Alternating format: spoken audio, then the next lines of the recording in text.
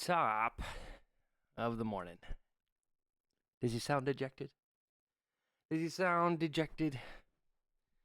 He's a little dejected. I have had time to sleep on what was an unfortunate matchup in case you missed it. Utah traveled to Southern Cal to play UCLA. Is UCLA in Southern Cal? I don't know. They steal all of my recruits from Southern Cal, I'll tell you that. Dugas had a good year, man. Big win against Auburn earlier in the year. It's just kind of played well, undefeated going into this game. I knew that we were gonna have to deal with a guy who's happy to commit to the run game, and somebody who will punish you with play action with a 97 throw power, 97 overall quarterback. So my goal going in this game is to try to force third and mediums and not allow big play action passes. So anytime I see hot routes or audibles and when he's under center, what Digga likes to do, he likes to come out in the play action pass and check down to runs. So and then sometimes you get the other, but that's what I have found is more often than not, he doesn't want to reveal the play action. So anywho, went down early. An explosive second quarter from both of us. He put up 28 points, I had to put 21. Second half paced him, right? Allowed 7 points in the third quarter while scoring 14. And then for the longest, it was 7 points while scoring 17. And we were up with about 2 minutes to go, 59 to 49. And then tragedy struck as a Nico run. Step up in the pocket, run, fumbles, and while there are 8 Utah Utes on my screen, none of them pick up the ball. Instead, a wide receiver, off screen, runs in, picks it up, scores. Had we had picked up that fumble, UCLA was out of timeouts, we would have won the game because it was under 2 minutes. Had the onside kick right after. Also, bounced to 2 Utah Utes. They did not pick it up. So on 2 plays, a combined total of 10 Utah Utes did not pick up a football within 3 feet of them. And that sucks, but it's defeating. Felt like you played a better game, but it is what it is. From a Utah perspective, right, we put up 43 points on Ohio State. We put up 27, only lost by 3 to LSU. Had an ugly start against USC, but I felt like outside of that start, we kind of played the better game. Again, loss is a loss. South Carolina's probably the only game I felt defeated. Didn't really have much for that team. And then UCLA, 59 points. So we grow. We'll get better. It sucks, but it's only season 2. Let's talk about the state of the league, right? Big discussions last night. And I think ultimately, despite, varying opinions, I think there's an overwhelming opinion that right now, pass rush is non-existent. And that is the big thing going into the ability to play defense, right? Run blocking is definitely tough. I mean, you watch Georgia, and he's putting up 350 yards rushing. We definitely want to look. What I don't want to do is I don't want to start adjusting too many things if we're going to adjust even immediately. That's also a discussion. So sit tight. The CMs are looking into it. We're going to be labbing. So if you're interested in labbing instead of just complaining in chat and actually being a part of the solution, look at you, Khalil. Help us out. We're going to start up a little side league with some various talent levels of teams. Schedule those games against each other. About 5 to 6 volunteers would be extremely helpful, guys that are around to help lab. And you're allowed to team hop back and forth to different teams so that we can play and just try to get what feels like adequate pass rush, right? For a team that's got elite pass rushers like a Texas. And a team like Utah, who, while I do not have crazy abilities, right? When I look at my guys that have finesse move and edge rushers in that regard, I'm looking at guys that have 94 power move, 89 finesse move. What's right here? 91 finesse move, 87 finesse move, and silver quick jump. Like, these guys are not getting sacks, right? They're not even getting pressure, much less sacks. 90 power move from a D tackle who has 0 sacks on the season. So something to look out for down the pipeline from the CM group. Now, let's talk a bit about some games that have occurred here. Week 7. So North Carolina SMU did not get played. 8. SMU, unfortunately, dealing with some personal stuff. Had a death in the family. Really sorry to hear that. We're a family here. We try to support you guys and help where we can. And hearts are sad for SMU who's dealing with some in real life stuff. Man, hate that. A&M proved that defense existed. Only gave up 8 points to Nebraska in a massive win. Number 2 team in the nation, 6-0.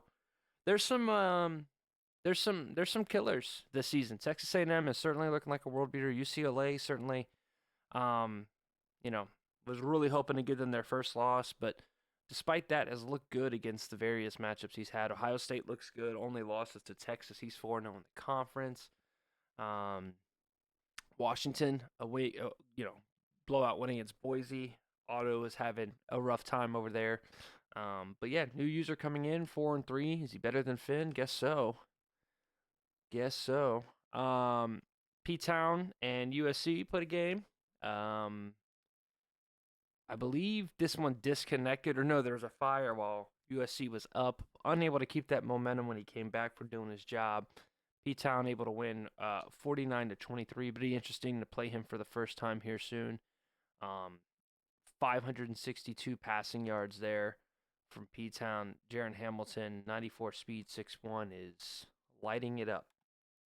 Lighting it up, to say the least. 9 catches, 192 yards. Almost 3 receivers at the 100-yard mark. So, yeah, big stuff there. LSU, Bama. LSU out on top. Bama really, really struggling. 2-5 on the year, despite bringing in one of the top 5 classes in the nation and almost every 5-star in the portal. So, Bama, don't know what's going on there. Necco really was excited to come in and take over that team. Maybe you should take an elite team that is not in the SEC. That balances it all out. So this was if you want to see what game shows that we should have sliders, this 59-56 matchup between South Carolina and Georgia. Georgia threw for 443 yards and 5 touchdowns, won the game. The 3 quarterback movement here in South Carolina led to over 400 passing yards, okay? Now, South Carolina ran for 71 yards. Georgia ran for 352 yards, averaging 14 a touch and 3 touchdowns. Nate Frazier is the best player in the file, bar none. Take whoever you want, Sellers, Lagway, whatever. Nate Frazier is the best player in the league right now. He is unreal in the stat department. I have no words for how good Nate Frazier has been. Texas and Florida played a close one. Florida rebounded after a tough loss. They went blow for blow with LSU a week ago. Came down to a late interception down the left sideline, and that was it for Florida, but a banger nonetheless. They, however, trying to get things going. Quarterbacks played 3 different guys at quarterback in this game. Did not work out. Texas, despite not scoring a touchdown in 3 of the 4 quarters, were able to put up 20 points. In the I think it was in the second quarter, and that was enough for Texas. So Texas, number 3 in the nation. So let's talk a little bit about our, who are we looking at the top of the league, and where do we think they really, really stand here. So staring at the top 25, Georgia sits on top at 6-1. I think that just comes by who they beat, the 99 overall team. It's crazy. We have multiple undefeated teams here. And the one-loss Georgia Bulldogs. So we've seen them get some love, but I tell you that, not many people are going to be able to hang with Travi. So real or fake, this is what I'm going to say. I'm going to say, let's see. Buy or sell should be what I do. Am I buying if they're a top team or selling? I'm going to sell on Georgia being a top team for now. Why, Travi? You have got 2 games where you've had 5 interceptions thrown, and I feel like you're just not being punished yet, whether that be just because the run game is so good. Like that, but I really think that despite having 1 loss, very well looking at 3 losses because of the FSU game and now that South Carolina game where, the offensive odds were in your favor. So Travi is going to be like, man, what do I got to do to get some respect? And you were getting respect. You were a tough beat. But I fear when you play some of these other teams, these matchups, I do think that you've got to clean those interceptions up. Texas A&M, however, Texas A&M, I'm going to say real. This is a buy. I'm buying 70-30 win over ASU. Beat Ohio State.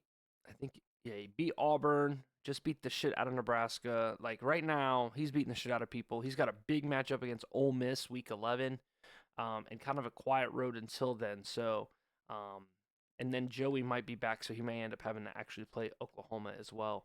But yeah, A&M, I'm buying. They're firing on all cylinders, looking good. Texas, Texas, lost to Ohio State. Wait, am I tripping? I thought Ohio State's loss was maybe I'm backwards. But anyways, Ohio State beat them. Big win against South Carolina. Obviously, a different South Carolina team than last year.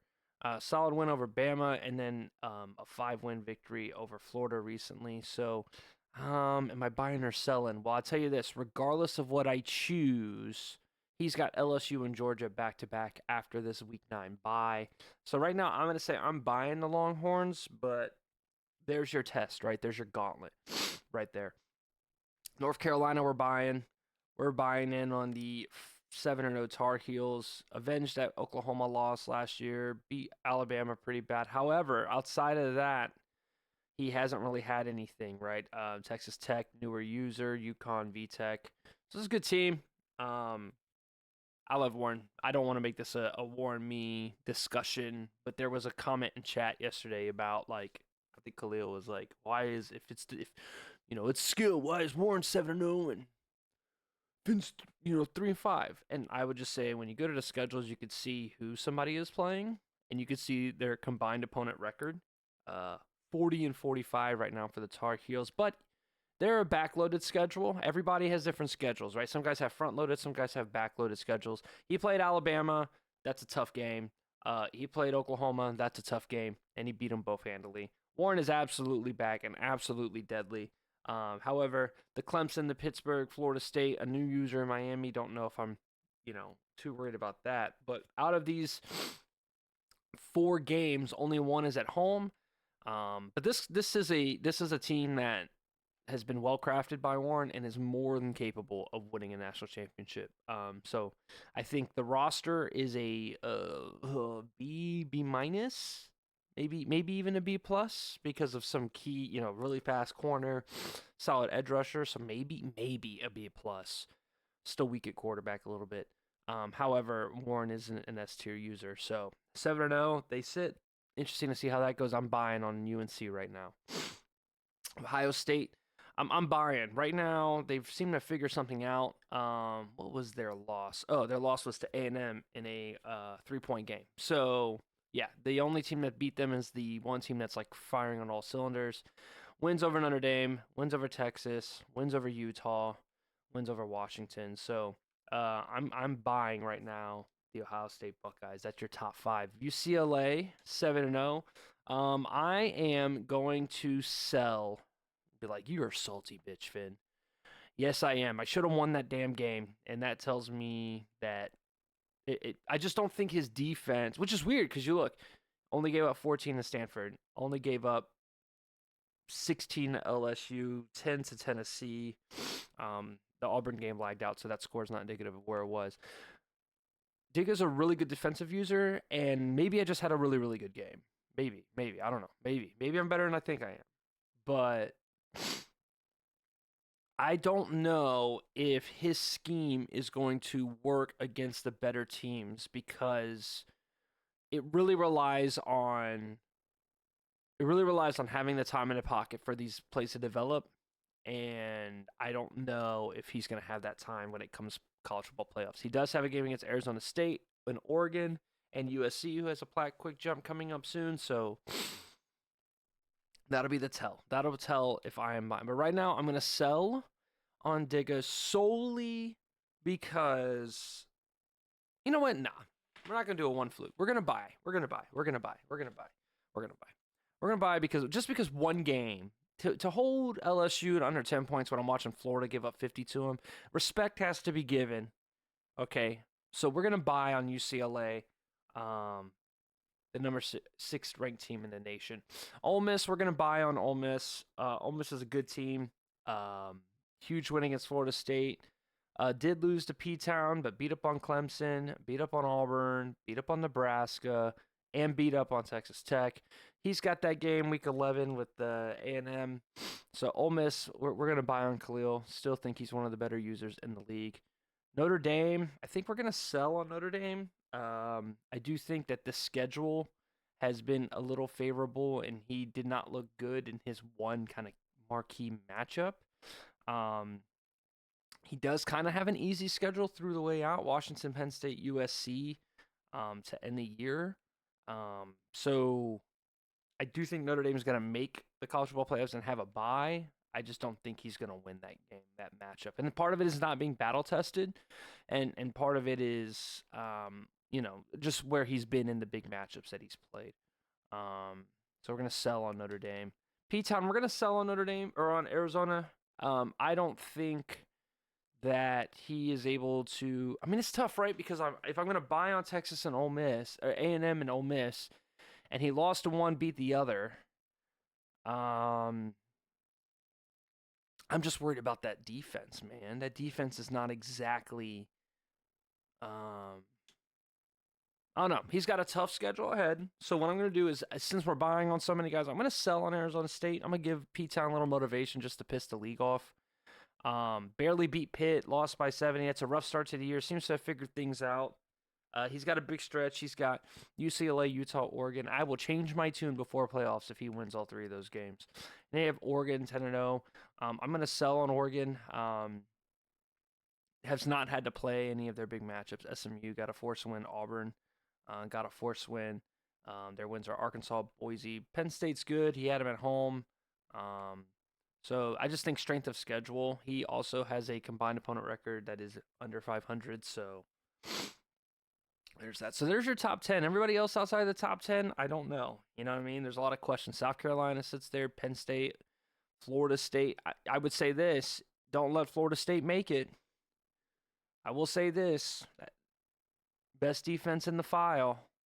Don't let Florida State make it. 94 overall defense. They get after it. They force picks. So I'm not going to buy or sell yet on non-top 10 teams, but I will say that's my sleeper. So anyway, that is your top of the morning. Let me go over any of the games that happened today or last night in the current week. Have I? Florida State ended up beating Clemson. Held them under or to just 2 scores. So big game there. Obviously, we talked about what the fuck happened to me. CPU game. Nebraska beat up on Arkansas. That's CPU game. Ole Miss beat up on Texas Tech. Talked about that. Wisconsin able to beat Penn State with Wagoner. What do we pronounce him? What do we pronounce his name? Wagoner. True freshman starting. Had a rough day, but dub's a dub. Gonna be a force win for Notre Dame. Let me go ahead and set that before I forget. CPU games and CPU games. So we are gonna wait for confirmation that USC has scouted, and that'll be that. So all right, that's top of the morning. We will see you next advance.